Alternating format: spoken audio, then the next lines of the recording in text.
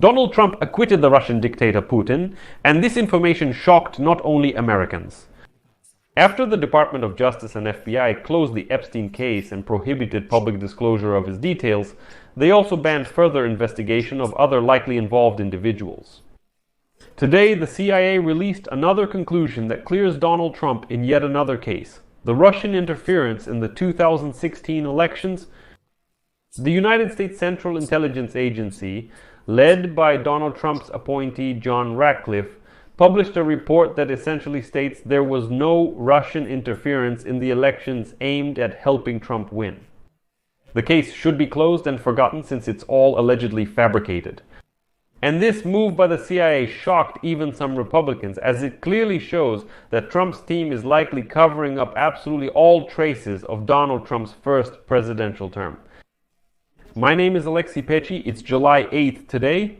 We will now go through this very strange report from the Central Intelligence Agency together, which assures us that there was absolutely no interference. And all of this is slander against the American president. But before we begin, I ask you to subscribe to this channel, give it a like, and leave any comment you want. Also subscribe to my Telegram channel. The link to it is in the description of this video. There we publish breaking news as it comes in. So, a declassified memo from the United States Central Intelligence Agency now casts doubt on the work done by intelligence agencies, which led to the conclusion that Russia interfered in the 2016 United States presidential election because it wanted the Republican Donald Trump to win. And in fact, the new conclusion from the United States Central Intelligence Agency says that there was no interference at all. All of this is fabricated by the Democrats. And, you could believe that if it weren't for one important detail. The CIA's conclusion was published by order of the director of the Central Intelligence Agency, John Ratcliffe, who, by a strange coincidence, is a supporter of Donald Trump, an appointee of Donald Trump who opposed investigations into Russia back when he was still a member of Congress. Can all of this be called a conflict of interests? Possibly, since in an old CIA report, when Ratcliffe was still a congressman, arguments were made in favor of the intelligence assessment from 2017, which concluded that the Russian government, under the direction of President Vladimir Putin, conducted a covert influence campaign to help Donald Trump win the election. But Ratcliffe has now ordered a new document to be written, which does not mention all those arguments from previous years. Ratcliffe's report also does not mention that numerous investigations conducted since then, including the 2020 report by the Republican-led Senate Intelligence Committee, reached the same conclusion about Russia's influence and motives.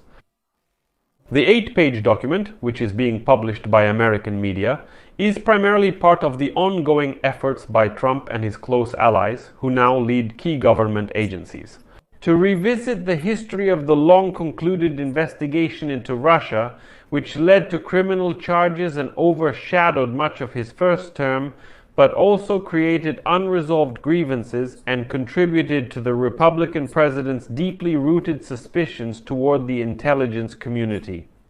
After that case, let me remind you, Trump deeply distrusts his own American intelligence agencies and puts more faith in various dictators like Putin. The report is also the latest attempt by Ratcliffe to challenge the decision-making and actions of the intelligence agencies during the investigation into Russia.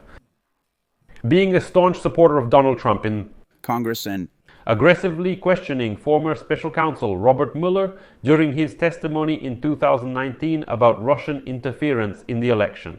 Ratcliffe later used his position as Director of National Intelligence to declassify Russian intelligence that claimed to have compromising information about the Democrats during the election from 2016, although he admitted that it might not be true. The new document, a new CIA assessment commissioned by Ratcliffe in May, was intended to examine the methods used by the intelligence community to assess Russian interference in 2017. And in particular, to closely examine the conclusion that Putin sought to help Trump win.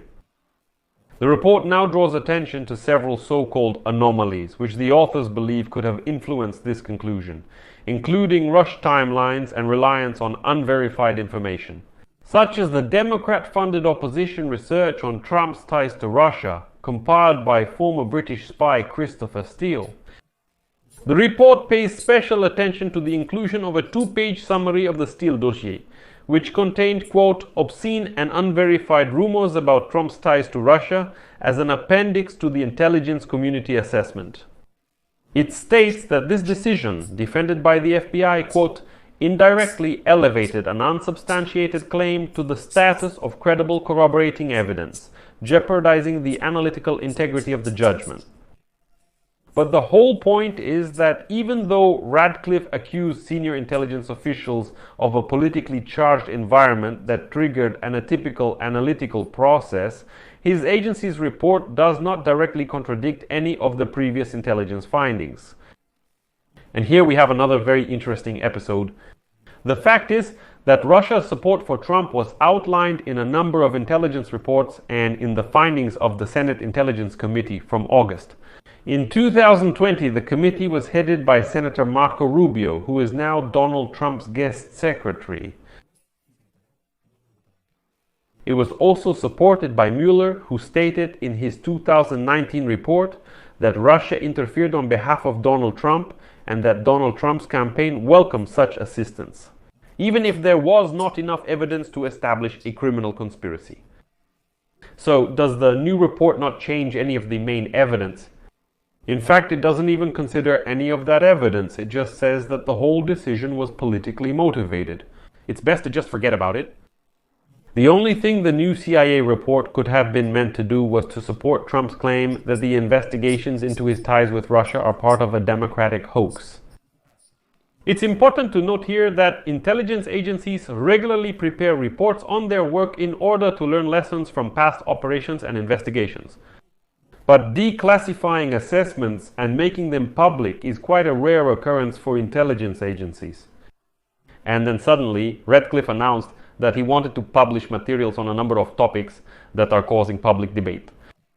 And he has already declassified files related to the assassination of President John Kennedy and his brother, Senator Robert Kennedy. And in addition, the secret of the origin of COVID-19. But then there's the matter of Russia's interference in the United States elections. Radcliffe urges us to simply forget, just like his colleagues from the Justice Department and the FBI, who previously said that the Epstein case should also be forgotten and that they will not declassify any information about him. This happened after Elon Musk started hinting that Donald Trump might be mentioned in Epstein's dossier. And by the way, I talked about this story in the previous episode, so be sure to go to my channel and watch the previous episode. Even better, subscribe to this channel, hit the bell, and don't forget to like it.